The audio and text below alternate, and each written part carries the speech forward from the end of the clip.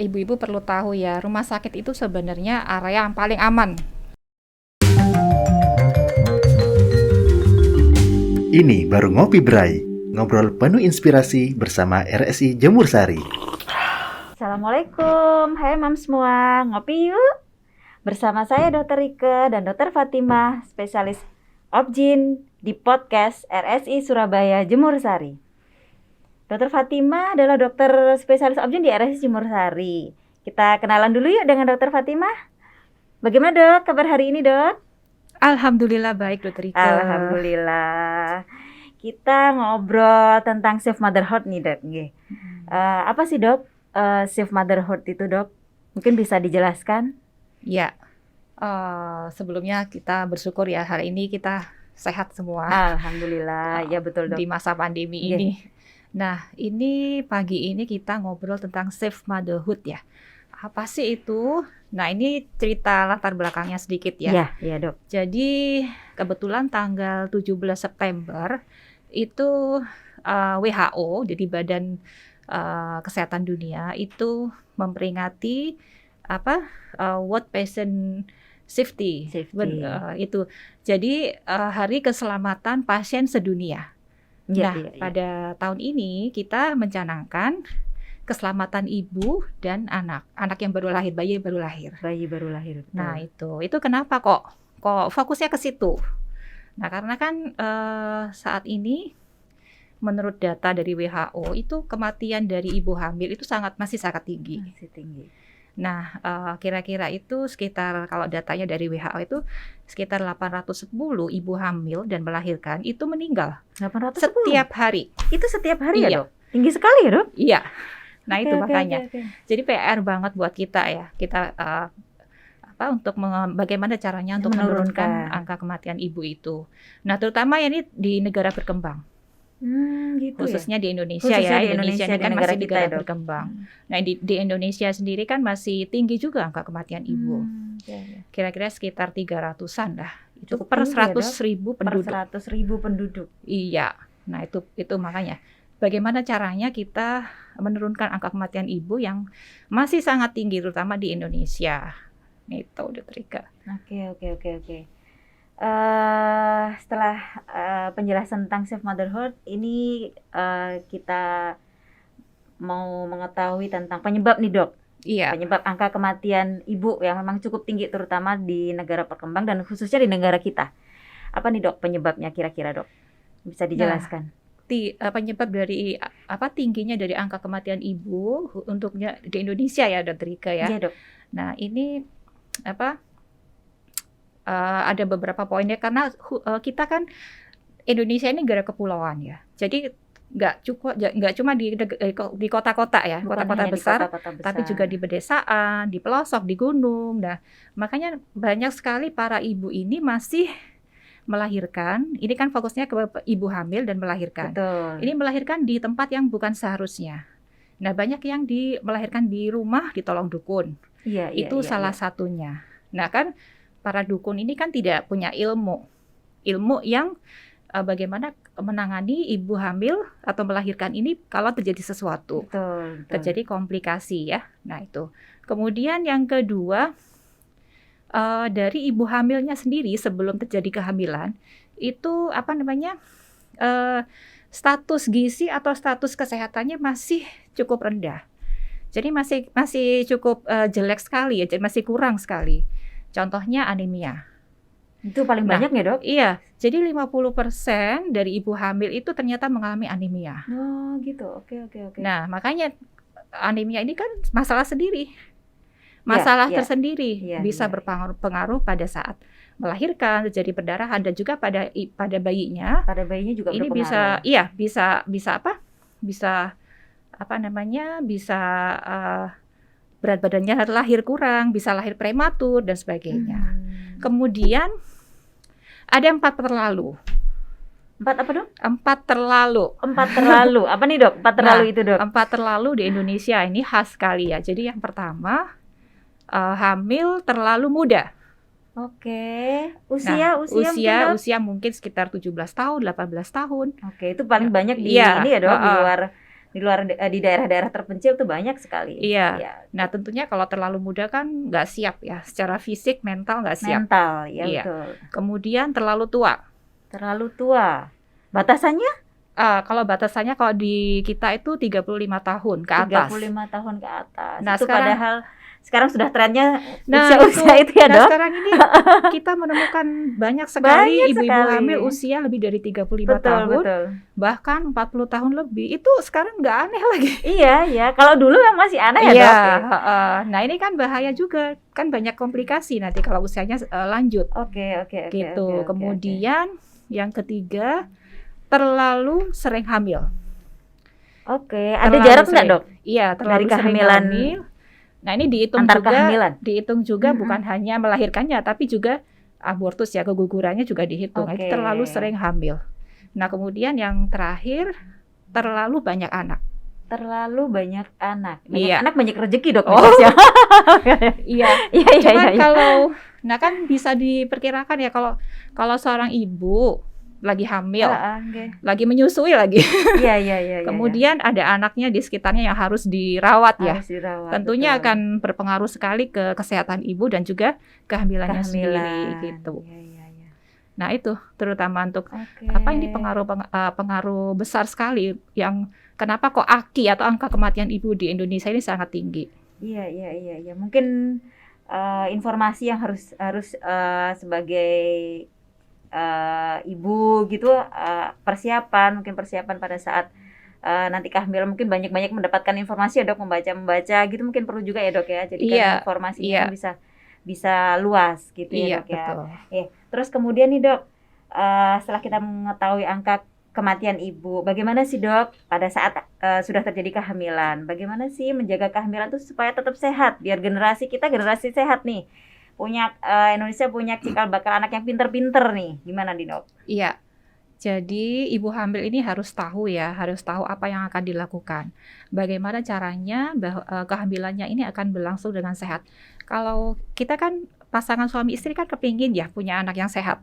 Ya kan, tentunya pingin anak yang sehat, cerdas, dan juga untuk cakupan yang luas, anak-anak ini akan menjadi generasi penerus, ya kan? Nah, betul. itu.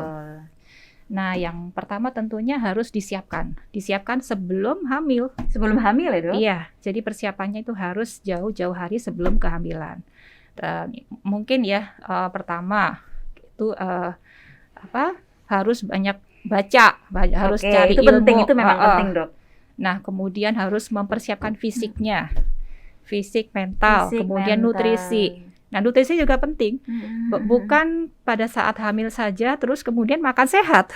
Ya. Kalau Nah, kebanyakan masih begitu ya, Dok, ya. nah, Pada iya. saat hamil nutrisinya, gizinya diperbaiki, sangat diperbaiki. Tapi sebelum before-nya itu yang belum Jadi di-prepare ada dengan kandungan-kandungan nutrisi yang harus kita perhatikan, harus cukup dalam seorang ibu atau seorang perempuan merencanakan kehamilan. Kemudian mempersiapkan ya, misalkan memenuhi vaksin yang belum. Nah, sebelum hamil kan hamil kan beresiko ya. Kalau misalkan kita sakit pada saat hamil, misalkan sakit tetanus, sakit varicella dan sebagainya, itu kan bahaya. Iya. Sebelum terjadinya kehamilan itu harus dipenuhi dulu vaksinasinya. Jadi selain nutrisi, vaksinasi juga Iya. preventif ya, Dok, pada saat sebelum hamil ya. Ada Iya. yang sebelum hamil, ada yang pada saat hamil ya, Dok. Betul. Contohnya varicella, MMR, MMR, betul. dan juga tetanus, TT, nah itu TT. hepatitis B dan sebagainya. Ya. Itu idealnya berapa bulan nih, Dok, sebelum kehamilan nih, Dok, untuk vaksinasi tersebut? Paling enggak itu 2 bulan. 2 bulan Idealnya sebelum. 2 bulan. 2 bulan sebelum kehamilan. Betul. Iya. Sebelum terjadinya kehamilan. Kemudian selanjutnya harus memeriksakan kehamilan sedini mungkin pada saat sudah terjadi kehamilan. Ya, ANC ya, istilahnya kita ya, itu ANC. Istilahnya antenatal care ya, Dok, Iya, pada saat ANC-nya kehamilan. harus teratur ya setiap bulan. Kemudian sesuai dengan trimester pertama harus paling enggak itu sedini mungkin harus periksa. biar tahu ya, Oke. biar tahu apakah kehamilannya sehat atau enggak, Oke. di luar atau di dalam rahim. Oke. Nah, itu. Kemudian hamil 1 atau kembar. Oh Nah, itu. iya, itu penting Kemudian juga. trimester kedua juga setiap 2 minggu sekali harus periksa, dan trimester akhir harus periksa seminggu sekali. Oke, jadi ada rutin ya dok. Jadi trimester awal untuk menentukan kondisi kehamilan, terus kemudian trimester kedua dan trimester akhir. Trimester Iya. akhir tuh tiap 1 minggu sekali ya dok. Betul Iya. ya dok. Iya.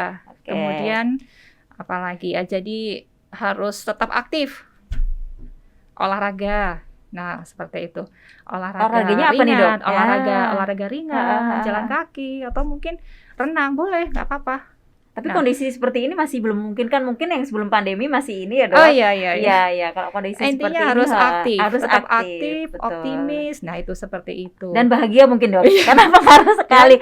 Perlu kesehatan mental ya. Iya, Jadi iya, dukungan iya. dari keluarga. Iya, terutama suami ya dok. Karena Iya. dari mungkin kehamilan anak pertama nih dok, ya kan yang beda nih. Kalau mungkin kehamilan anak kedua mungkin sudah punya pengalaman. Kehamilan anak pertama yang rata-rata memang mental dari ibu sendiri, dukungan dari suami dan keluarga itu sangat penting, betul dok. Iya. Karena mempengaruhi pada janin gitu dok. Iya, benar Oke. sekali. Kemudian kalau kita sudah mengetahui nih dok, menjaga kehamilan sehat bagaimana? Ada nggak sih dok tanda-tanda bahaya yang harus mam semua untuk mengetahui? Gimana nih dok untuk tanda-tanda bahaya pada Iya, harus kehamilan? tahu ya, apalagi di masa pandemi kadang-kadang kita kan jadi kontrolnya jadi agak tidak sesering yang biasanya. Kalau kita Oke. kasusnya lagi meningkat, kita harus tahu kondisi bahaya apa yang terjadi pada ibu hamil sehingga mengharuskan datang ke rumah sakit. Oke. Contohnya yang Contohnya, Dok? pertama perdarahan. Oke. Perdarahan pada usia hamil berapapun ya. Hamil muda, berapapun. hamil tua, Oke. itu harus datang ke rumah sakit. Terutama perdarahannya banyak Oke. ya. Kemudian nyeri perut hebat, pusing nyeri kepala hebat, sampai muntah-muntah, mata kabur, nyeri ulu hati, itu tanda-tanda kejang ya, mau kejang. Iya. Pernah- Eklamsi, pre-eklamsi itu ya dok. Iya, mungkin pernah dengar ya, eklamsi itu Iya. ciri-cirinya seperti itu. Kalau mau kejang seperti itu ciri-cirinya, jadi harus ke rumah sakit. Betul. Kemudian muntah-muntah hebat, sampai lemas ya harus ke rumah sakit. Demam tinggi, sesak nafas, kemudian pecah ketuban. Nah, iya itu yang paling bahaya dok Iya, ya. pecah ketuban harus juga datang ke rumah sakit untuk memeriksakan diri apakah ini benar ketuban, apakah harus masuk rumah sakit atau tanda melahirkan dan sebagainya. Oke. Kemudian yang mungkin ada juga gerak anak. Nah, gerak anak ini harus kita pantau. Kalau menurun harus ke rumah sakit. Nah, iya, pemantauannya bagaimana dok untuk gerak janin ya dok? Dalam 24 jam itu berapa kali sih dok? Normal gerak janin yang Kita nggak bisa ngitung total semua ya. Mungkin rata-rata bisa dihitung dengan waktu 2 jam. Oke. Dalam kondisi ibunya istirahat itu Oke. harus minimal 10 gerakan. Dalam 2 jam dalam Iya. kondisi istirahat 10 gerakan Iya, itu minimal kalau ya dok. misalkan kurang dari itu kita harus memeriksakan diri. Oke. Karena kan baru merasakan gerakan di trimester 2 ya dok. Itu pun kalau trimester 2 usia 23 24 masih berupa seperti jedutan perutnya ya dok ya. Ya. Kadang-kadang itu kadang-kadang ibu juga kalau ambil anak pertama masih belum ini dok. Kalau sudah anak kedua, ketiga masih sudah paham. Kenapa nih dok perut saya kok kayak cedutan ya, padahal saya juga nggak merasa ya. Kalau itu. gerakan anak itu Betul. mulai hamil 5 bulan baru terasa. Ya, baru Jadi pada terasa. saat sebelumnya itu belum. Oke. Baru Dan nendang-nendang biasanya nih ya. biasanya kalau sudah trimester 2 ke atas ya mulai aktif. Oke. Ya dok. Kemudian tadi sempat disinggung tentang vaksin ya dok, vaksin preventif. Jadi idealnya 2 bulan, minimal 2 bulan 3 bulan sebelum kehamilan. Dan pada saat kehamilan sendiri ada nggak dok vaksin kita nih di era pandemi nih dok? Baru sekitar mungkin 3 bulan atau 4 bulan yang lalu baru diperbolehkan nih ada izin BPOM, ada uji klinisnya tentang vaksin COVID yang sedang pandemi sedang melanda kita hampir sudah tahun kedua nih dok. Gitu. Awal-awal dulu kan ibu hamil banyak kasusnya, setahu saya ya dok, banyak kasusnya, kemudian angka kematiannya juga cukup tinggi. Nah, alhamdulillah sudah ada vaksin. Monggo dok, mungkin dijelaskan dok bagaimana sih vaksin COVID. Jadi ibu hamil ini sekarang ini mungkin Dokter Rike atau semuanya harus tahu ya. Jadi kondisi pandemi ini sangat-sangat merubah total ya. Artinya kondisi kesehatan ibu hamil terutama ini sangat terancam ya pada saat pandemi. Jadi pada pandemi awal, pada first wave ya tahun lalu, first wave ya, itu kematiannya cuman nggak banyak. Jadi betul. kebanyakan itu OTG, jadi orang tanpa gejala. Gitu. Nah pada saat second wave yang saat ini yang kemarin Juni-Juli itu, itu sangat drastis sekali ibu hamil yang terkena gejala berat. Jadi ibu hamil ini sangat beresiko terkena, kalau misalkan terinfeksi COVID, beresiko sekali mengalami gejala berat sampai masuk ICU. Beberapa kasus jadi resikonya Oke. seperti itu. Bahkan kematiannya melebihi dari angka kematian yang biasanya. Angka kematian yang first wave itu yang jadi rata-rata OTG itu ya, Dok. Ibu hamil dan melahirkan itu kan kebanyakan dulu sebelum pra-pandemi itu kebanyakan kematian penyebabnya adalah perdarahan. Oke, perdarahan. Kemudian eklamsi. Infeksi. Oke. Nah, sekarang sudah nggak masuk hitungan lagi, yang tinggi itu COVID. Oh gitu. Makanya disarankan untuk vaksin. Sebisa mungkin harus vaksin ya.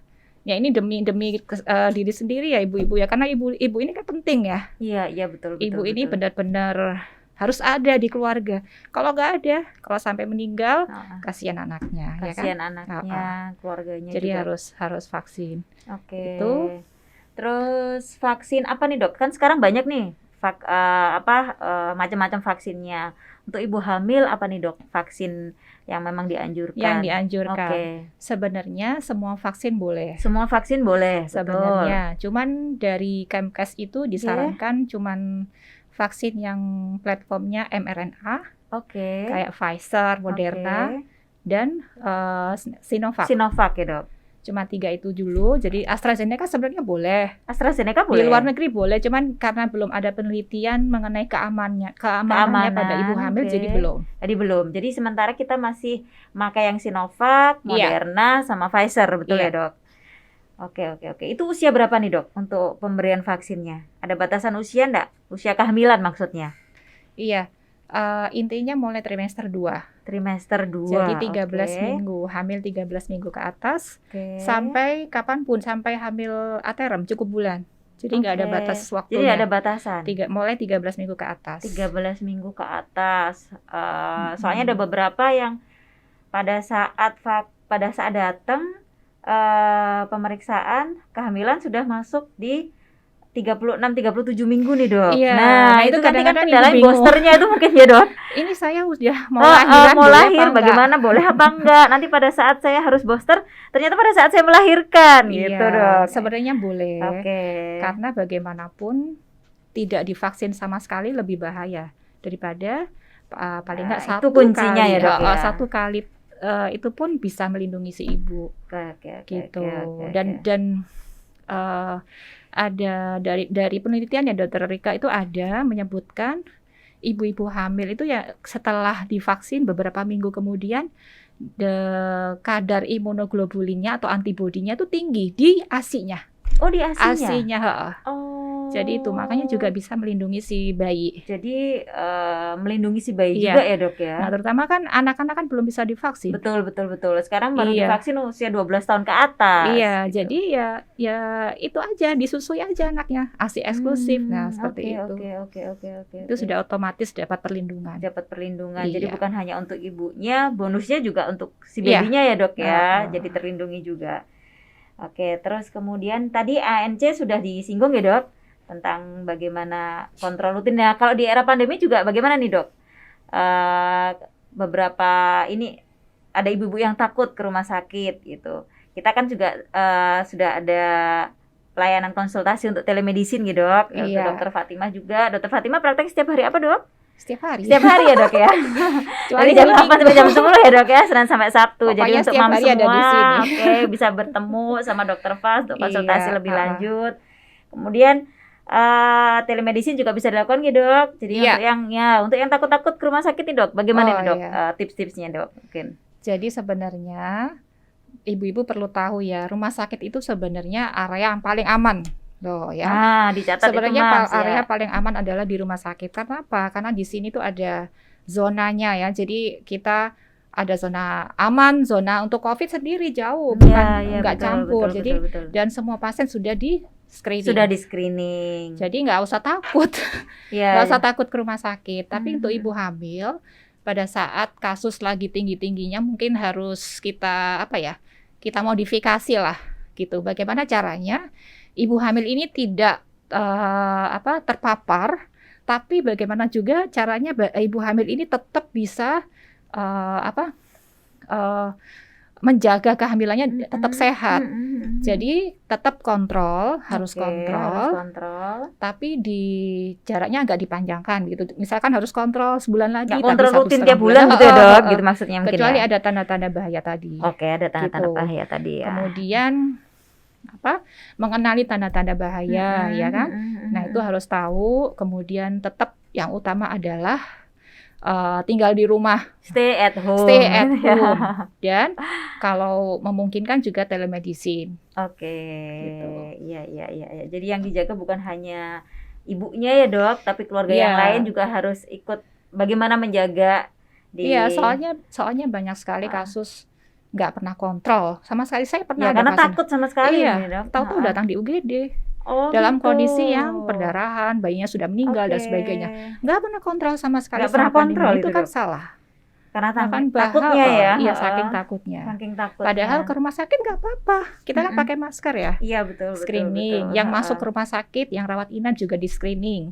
Oke, Ya iya kan? betul. Tetap aman. Penunggu pun di screening. Penunggu pun di screening kalau di Iya. RSI Jemur Sari ya dok. Jadi aman di rumah sakit itu. Iya. Jadi jangan takut sih ya Mams untuk berobat ke RSI Jemur Sari, terutama konsultasi lebih lanjut nih ke Dokter Fatimah, baik itu konsultasi bertemu langsung ataupun telemedicine ya dok. Iya, atau ke Dokter Rika. Dokter Rika ini kebetulan kan partner saya ini di DKI ya. Saya berguru sama Dokter Fati. Iya. Oke. Mungkin sedikit nih dok persalinan. Nah tentang persalinan nih, persalinan bagaimana nih persalinan di kondisi pandemi seperti ini dok, mungkin Iya, bisa dijelaskan sedikit. intinya kalau untuk metode persalinan sama ya, sesuai indikasi ya. Oke. Kalau harus lahir normal ya lahir normal, kalau harus sesar ya sesar. Cuman untuk di masa pandemi kali ini, seorang ibu hamil harus tahu status COVID-nya. Jadi makanya disarankan Oke. untuk swab PCR pada usia 37 minggu. 37 minggu ya dok. Iya, tujuannya apa? Untuk mengetahui ibu ini terinfeksi COVID atau tidak, sehingga bisa tahu arahnya mau lahir di mana. Kalau misalkan positif, harus lahir ke rumah sakit yang tempat rujukan COVID, Rujukan COVID. atau mau isolasi dulu, Oke. seperti itu. Kemudian penunggu juga harus dites tadi ya. Ya, penunggu Nah, memang itu.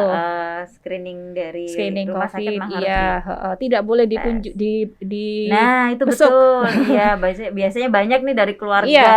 Nah, sekarang nggak boleh lagi. Sekarang belum Jadi saatnya. harus sama penunggunya itu aja. Oke. Dan yang terakhir tetap pakai masker. Wajib Jadi ya, Dok? pada saat melahirkan tetap memakai masker. Oke, Seperti itu, ya. Ya dok, mungkin ada tips lagi nih dok dari kesimpulan topik kita hari ini dok, mungkin ada yang disampaikan lagi sama Dokter Fatimah mungkin dok Iya. untuk mam semua. Intinya nggak boleh takut ke rumah sakit. Oke. Kemudian harus tetap memeriksakan kehamilannya sesuai jadwalnya ya. Kalau diminta kontrol sebulan lagi ya datang. Ya, kemudian selalu menjaga kesehatan dengan nutrisi yang sehat, aktivitas fisik ya, jadi olahraga tetap harus diperlukan, kemudian tetap optimis dan berdoa. Dan berdoa. Nah, itu dok kuncinya. Iya. Banyak-banyak berdoa, Iya. mendekatkan diri kepada Allah Subhanahu wa taala. Jangan lupa vaksin ya. Ya, betul. Jangan lupa vaksin karena ini untuk perlindungan Iya. ibu ya dan Oke, anak dan bayi Dan yang dikandung. bayinya terutama. Iya. Oke, semoga kita semua dalam keadaan sehat ya dok. Terima kasih banyak ya dok, terima kasih banyak ilmunya, semoga bermanfaat bagi kita semua dan semua moms mendapatkan banyak informasi dari dokter kita, dokter terfavorit nih di RSI Jemur Sari. Monggo nanti kalau konsultasi lebih lanjut ke beliau. Senin sampai Sabtu jam 8 sampai jam 10 ya dok untuk prakteknya. Baik moms semua, terima kasih untuk acara kita pagi ini dok. Sampai ketemu lagi di acara-acara selanjutnya. Assalamualaikum warahmatullahi wabarakatuh.